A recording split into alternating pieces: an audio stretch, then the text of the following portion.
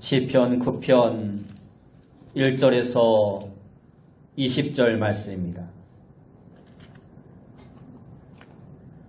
구약성경 808페이지 시편 9편 1절에서 20절 말씀 제가 봉독해 드리겠습니다. 내가 전심으로 여호와께 감사하며 주의 모든 기이한 일들을 전하리이다.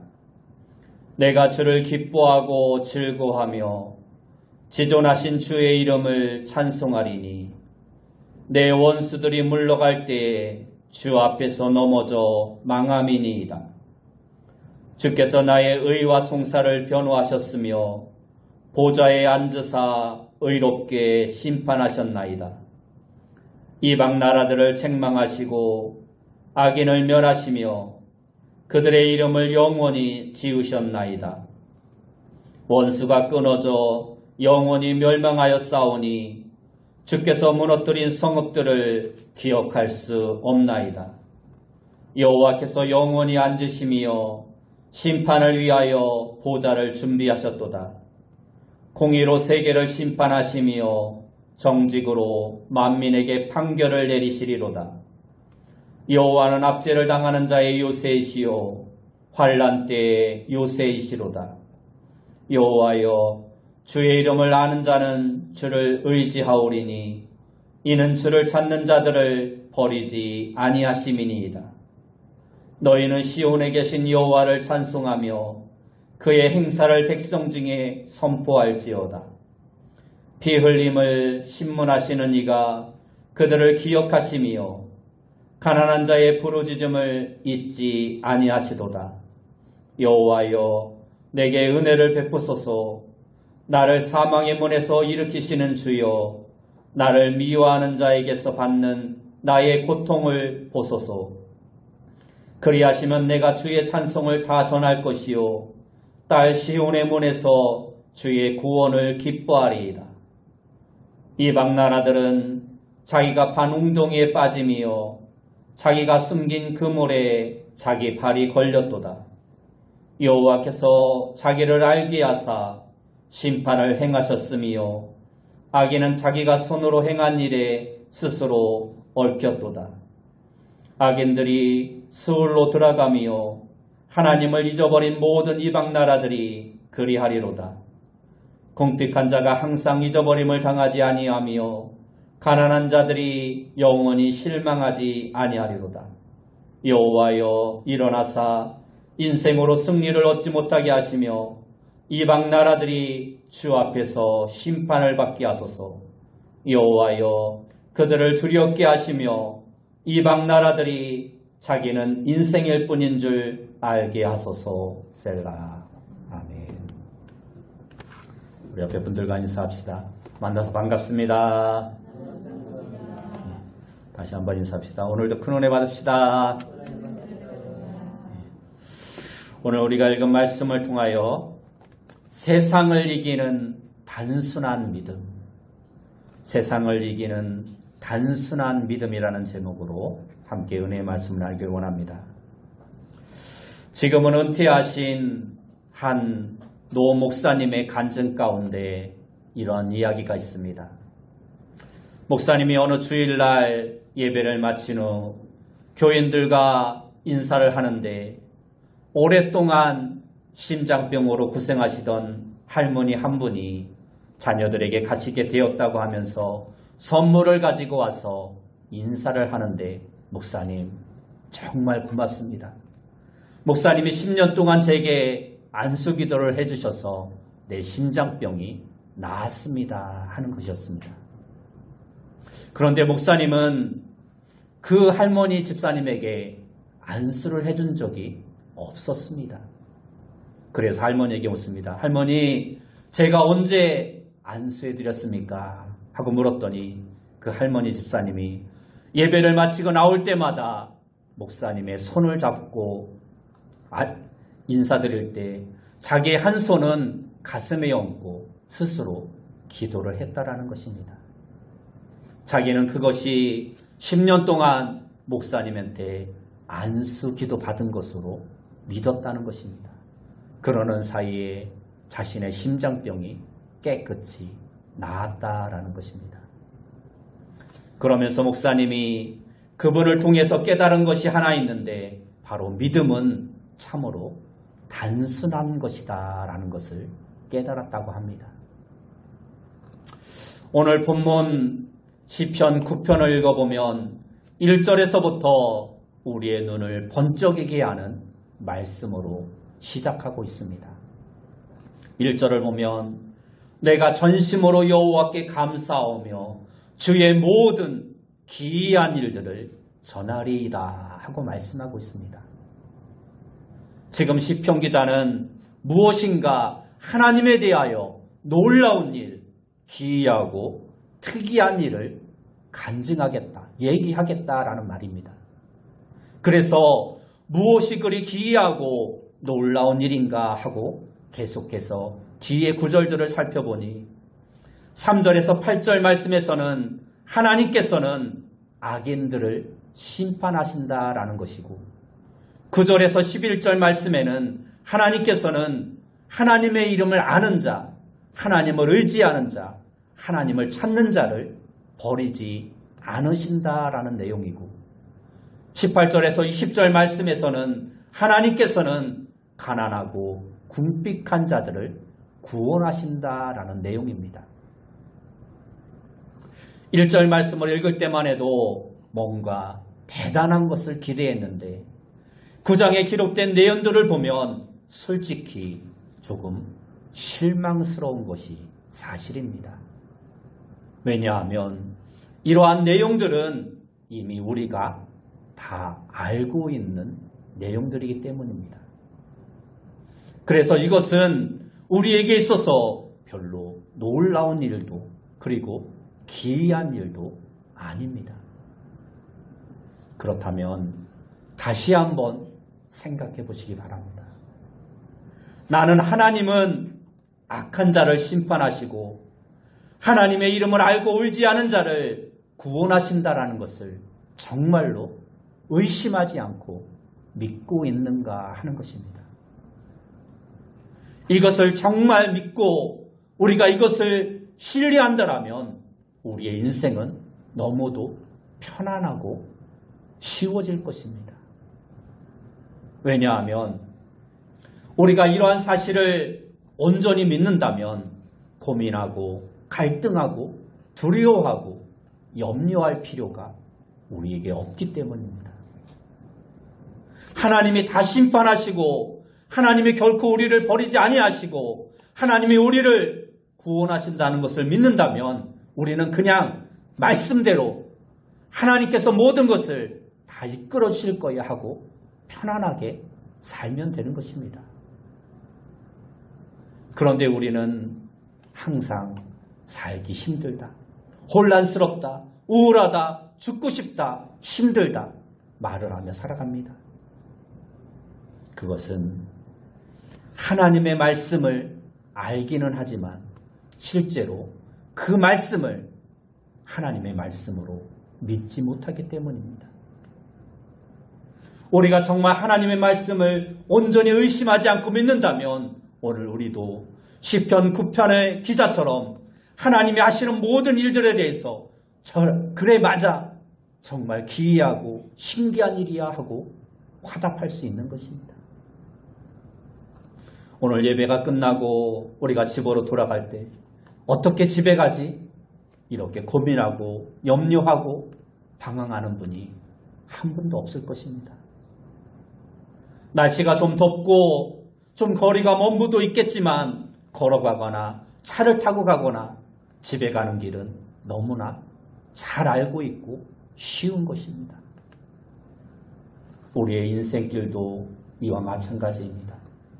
상황과 여건이 아무리 힘들고 어려워도 잘 되는 길, 결국 복받는 길은 하나님의 말씀대로 사는 길임을 우리가 분명히 믿는다면 우리가 집으로 돌아가는 길처럼 우리의 인생의 길도 묵묵히 감사하며 찬송하며 걸어갈 수 있는 것입니다. 집에 가는 길은 우리가 수도 없이 다녀보아서 어떠한 환경, 어떠한 처지에서도 마음이 흔들리지 않고 두려워하지 않고 갈 수 있는 것입니다. 그러나 우리의 인생길은 믿음으로 별로 살아본 적이 없기에 갈등과 염려와 고민으로 가득 차 있는 것입니다. 그러므로 오늘 시편 9편의 저자 다윗은 이와 같은 단순한 확신이 우리에게 엄청난 능력이 있구나 하는 것을 깨닫고 그것을 이야기하고 있는 것입니다. 다윗의 지금 형편은 편안할 때가 아닙니다. 그는 지금 죽음의 위기 가운데 처해 있습니다. 그래서 13절 말씀에 보면 여호와여 내게 은혜를 베푸소서 나를 사망의 문에서 일으키시는 주여 나를 미워하는 자에게서 나의 고통을 보소서라고 호소하고 있습니다.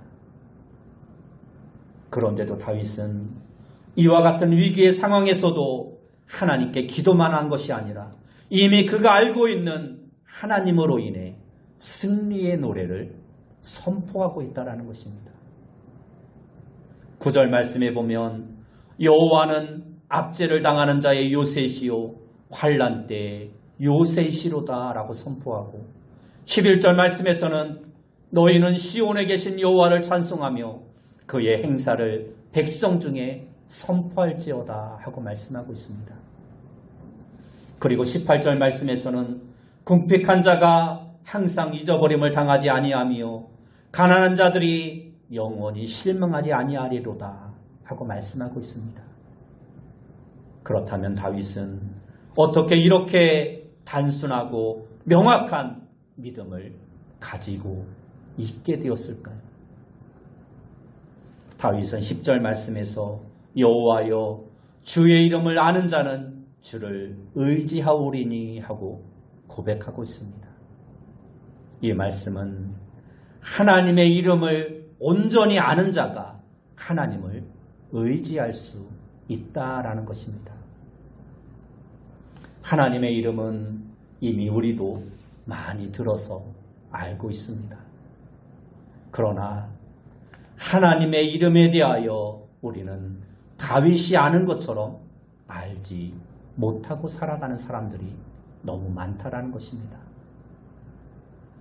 사무엘하 22장을 보면 하나님께서 다윗을 모든 대적의 손과 사울의 손에서 구원하신 날에 다윗이 하나님께 드린 고백의 기도가 기록되어져 있습니다.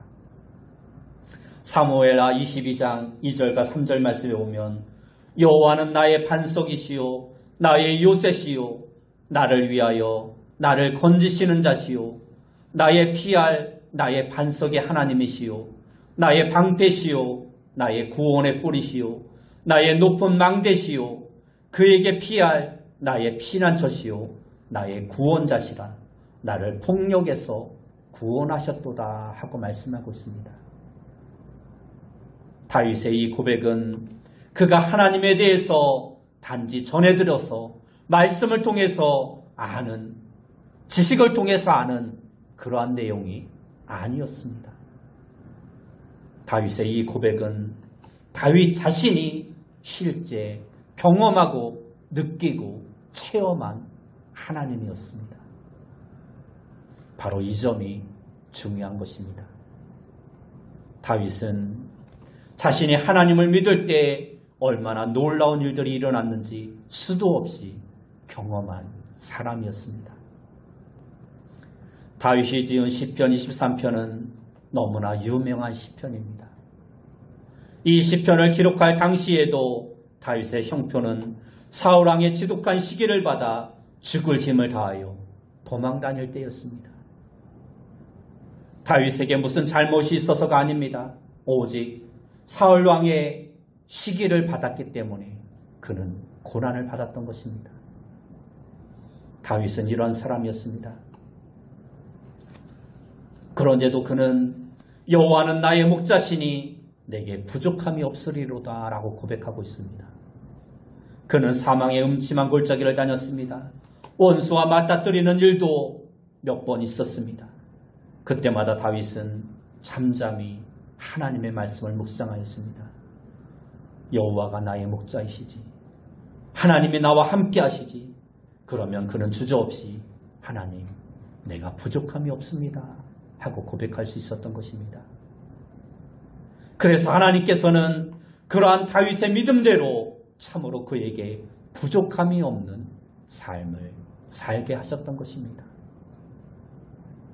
그런데 오늘 우리는 어떻습니까?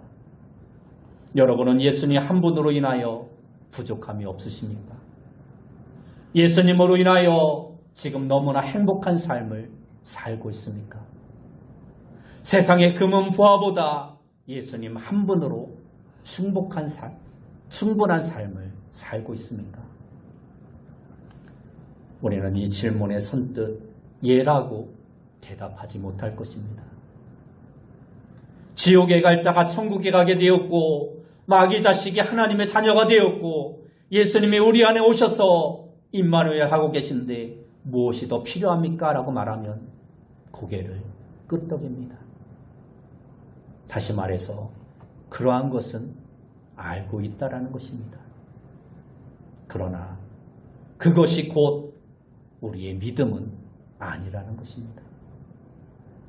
그 지식이 자신을 행복하게 하지 못한다라는 것입니다. 바로 이 점이 다윗과 우리의 차이점인 것입니다. 우리는 어찌 보면 다윗보다 더 큰 은혜를 받고 살아가면서도 부족함이 없습니다 하고 고백하지 못하며 살아갈 때가 더욱더 많다라는 것입니다. 믿음으로 고백해보면 반드시 하나님의 역사를 체험할 텐데도 우리는 이러한 고백을 드리지 못하는 것입니다. 요한복음 15장 7절을 보면 너희가 내 안에 거하고 내 말이 너희 안에 거하면 무엇이든지 원하는 대로 구하라. 그리하면 이루리라 하고 말씀하고 있습니다. 그러나 많은 성도들이 실제 이러한 기도를 체험하지 못합니다. 그리고는 기도의 약속을 의심합니다. 그러나 하나님의 말씀이 정말 자신의 마음에 있는지는 점검하지 않습니다. 말씀을 들으면 나도 그 말씀 잘 들어 압니다라고 이야기를 합니다. 그러나 그 마음속에는 하나님의 말씀이 살아 역사하지 못하는 것입니다. 고린도전서 1장 27절에서 29절 말씀해 보면 그러나 하나님께서 세상의 미련한 것들을 택하사 지혜 있는 자들을 부끄럽게 하려 하시고 세상의 약한 것들을 택하사 강한 것들을 부끄럽게 하려 하시며 하나님께서 세상의 천한 것들과 멸시받는 것들과 없는 것들을 택하사 있는 것들을 폐하려 하시나니 이는 아무 육체도 하나님 앞에서 자랑하지 못하게 하려 하심이라 하고 말씀하고 있습니다. 우리는 이 말씀을 읽으면서 그 내용은 잘 아는 내용인데 별로 마음에 와닿지 않습니다. 그것이 바로 아는 것이 곧 믿음이 아니라는 것을 증명하고 있는 것입니다. 말씀을 알고 있음에도 우리는 마음속으로는 그래도 하나님도 잘난 사람, 유능한 사람을 택하여 쓰실 것이라고 생각을 합니다. 우리가 단순하고 강력한 믿음을 가지지 못하는 결정적인 이유는 하나님의 말씀을 건성으로 내 마음으로 생각하고 판단하고 받아들이기 때문입니다. 사무엘상 15장에 보면 사울 왕이 하나님께서 아말렉을 진멸하고 짐승까지도 다 죽이라고 하신 명령을 분명히 듣고도 아각 왕을 산채로 잡아오고 수많은 양과 소를 죽이지 않고 끌고 오며 의기양양하게 돌아옵니다. 돌아오는 길에서 사울 왕이 사무엘 선지자를 만납니다. 그런데도 그는 너무 기뻐하면서 당당하게 사무엘에게 말합니다. 사무엘상 15장 13절을 보면 당신은 여호와께 복을 받으소서 내가 여호와의 명령을 행하였나이다 하고 말을 합니다. 이 말을 들은 사무엘의 마음은 무너지는 것 같았습니다. 그는 지금 밤새도록 하나님께서 사울 왕 때문에 노하신 일들을 행하여 철야하고 기도하며 나아오는 길입니다. 그래서 사울 왕에게 그는 소리치며 말합니다. 사무엘상 15장 13절 14절을 보면 그러면 내 귀에 들려오는 이 양의 소리와 내게 돌리는 이 소의 소리는 어찌 됨이니까 말을 합니다. 그리고 19절에서 어찌하여 왕이 여호와의 목소리를 청종하지 아니하고 탈취하기에만 급하여 하나님께서 악하게 여기시는 일을 행하였나이까 말을 합니다. 그때 사울 왕이 사무엘에게 무엇이라 대답합니까? 20절 말씀에 보면 사울이 사무엘에게 이르되 나는 실로 여호와의 목소리를 청종하여 라고 말합니다. 나는 실로 여호와의 목소리를 청종하여 내가 잘못했습니다 라고 말하는 것이 아니라 나는 실로 여호와의 목소리를 청종하였다라고 말합니다.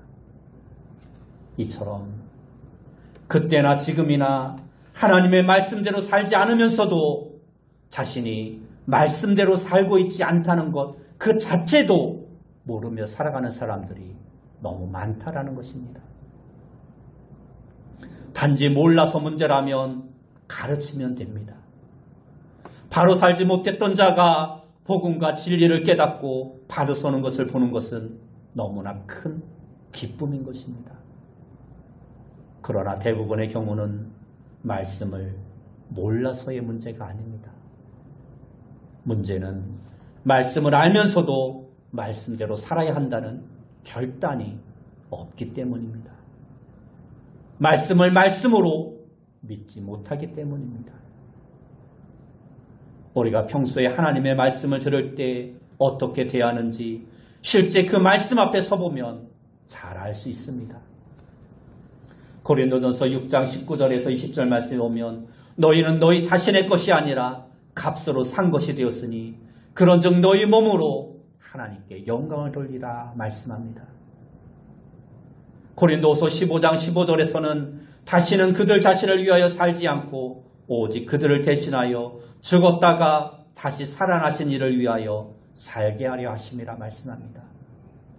빌립보서 3장에서는 그러나 무엇이든지 내게 유익하던 것을 내가 그리스도를 위하여 다 해로 여길 뿐더러 또한 모든 것을 해로 여김은 내 주 그리스도 예수를 아는 지식이 가장 고상하기 때문이라.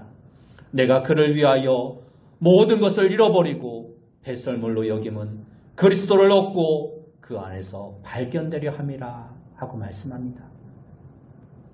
여러분들은 이 말씀을 들을 때 어떻게 느껴지십니까? 이 말씀이 복음으로 들려지십니까? 아니면 부담스럽게 들려지십니까?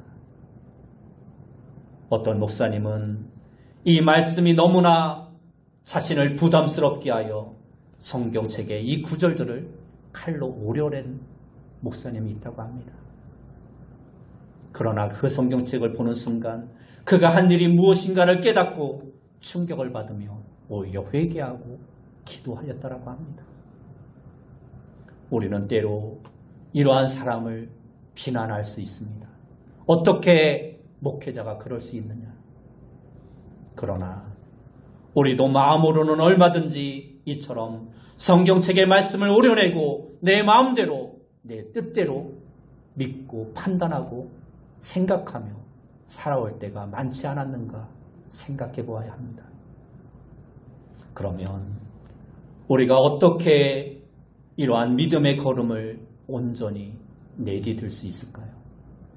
그것은 예수님의 이름을 바로 알면 되는 것입니다. 마태복음 1장 12절에 보면 예수란 이름의 뜻은 구원자라고 말을 합니다. 우리를 죄와 저주에서 구원하신 분이 바로 예수님입니다. 그런데 예수님의 이름에는 또 한 가지 의미가 있습니다. 마태복음 1장 23절에서는 예수님의 이름을 임마누엘, 즉 하나님이 우리와 함께 계시다라고 말씀하고 있습니다. 예수님의 이름을 안다는 것은 이 놀라운 진리를 믿는다라는 것입니다. 그래서 임마누엘이신 예수님을 항상 바라보며 살면 하나님의 약속에 대하여 우리는 항상 이해하는 삶을 살아갈 수 있는 것입니다. 고린도후서 1장 20절의 말씀에 보면 하나님의 약속은 얼마든지 그리스도 안에서 예가 되니 그런즉 그로 말미암아 우리가 아멘하여 하나님께 영광을 돌리게 되느니라 말씀하고 있습니다. 이 말씀은 우리가 그리스도 예수 안에 거하여야 하나님의 약속에 대하여 하나님의 말씀에 대하여 예하는 아멘하는 삶을 살아갈 수 있다는 것입니다. 보통 교회에서 특별한 모임을 선포하면 약 25% 정도의 교인들만 그 내용에 반응을 한다고 합니다. 그리고 특별한 헌신을 요구하면 15명 중에 1명만이 그 헌신에 참여한다고 합니다. 오늘날 교회 가운데 많은 그리스도인들이 있지만 힘과 그리스도인으로서의 역량을 발휘하지 못하는 이유가 바로 이러한 이유입니다. 주님의 말씀에 어린아이와 같이 그대로 반응하면 더 큰 역사를 경험할 수 있을 텐데 많은 사람들이 그렇게 하지 못합니다. 그것은 비단 성도들만의 문제가 아니라 목회자들도 마찬가지입니다. 하나님의 말씀을 너무 잘 알고는 있지만 그대로 믿지 못하고 있다는 것입니다. 우리는 하나님의 말씀을 우리의 삶에 적용하고 믿는 데 있어서 수많은 이유와 조건들을 가져다가 거기에 맞추려 합니다. 뭐 때문에 못하고 뭐 때문에 안 되고 그건 뭐 때문에 그렇게밖에 할 수 없었다라고 이야기를 합니다. 오늘 우리가 살아가는 이 세상은 너무도 빠르게 모든 것이 흘러갑니다. 복잡하게 여러 가지가 얽혀있고 좀 더 머리를 굴리면서 좀 더 융통성 있게 속이면서 살아가야 한다라고 말을 합니다. 그러나 우리 그리스도인들은 좀 더 단순하게 이 세상을 살아갈 필요가 있습니다. 요즘 수요 예배 시간에 히브리서의 말씀을 계속 이어서 설교하고 있습니다. 특별히 몇 주 전부터 11장의 믿음의 인물들에 대해서 계속해서 한 사람 한 사람 살펴보고 있습니다.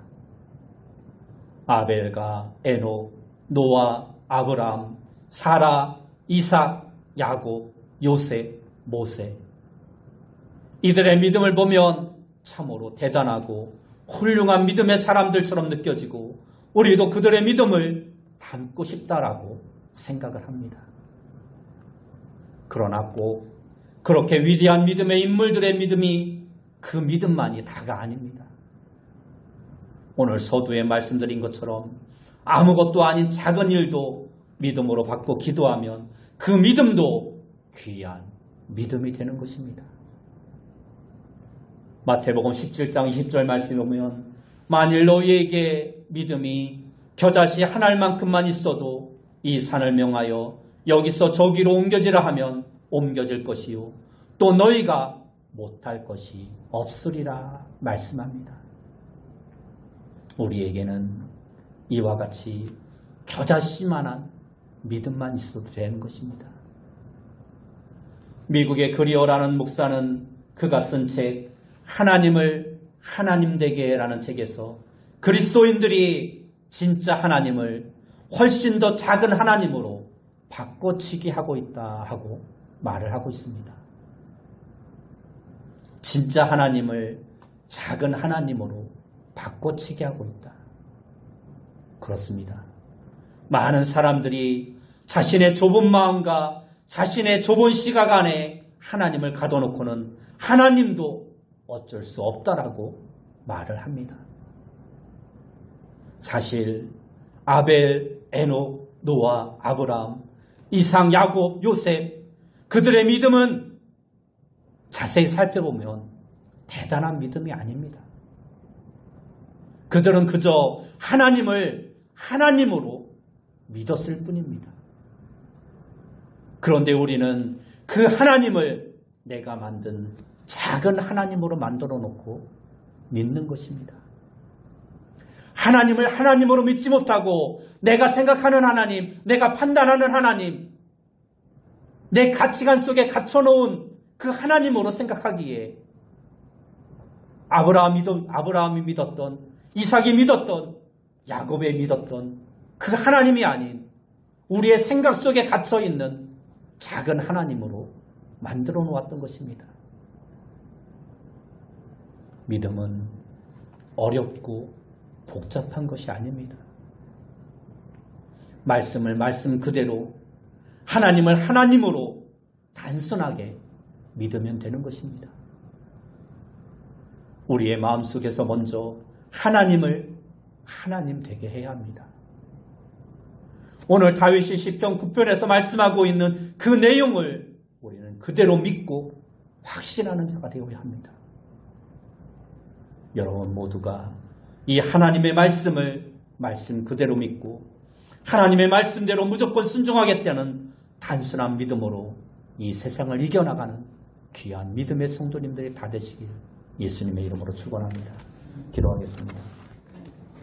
사랑하는 주님, 오늘 우리가 하나님을 믿고 오랫동안 신앙생활을 해오고 있지만 정말로 우리가 하나님을 하나님으로 믿고 있는가? 말씀을 말씀으로 믿고 있는가? 우리의 모습을 되돌아보게 하시고 말씀을 말씀으로 믿는, 하나님을 하나님으로 온전히 믿는 단순한 믿음을 가지고 이 세상을 승리하며 살아갈 수 있는 귀한 성도들 다 되어줄 수 있도록 인도하여 주옵소서. 예수님의 이름으로 기도드리옵나이다.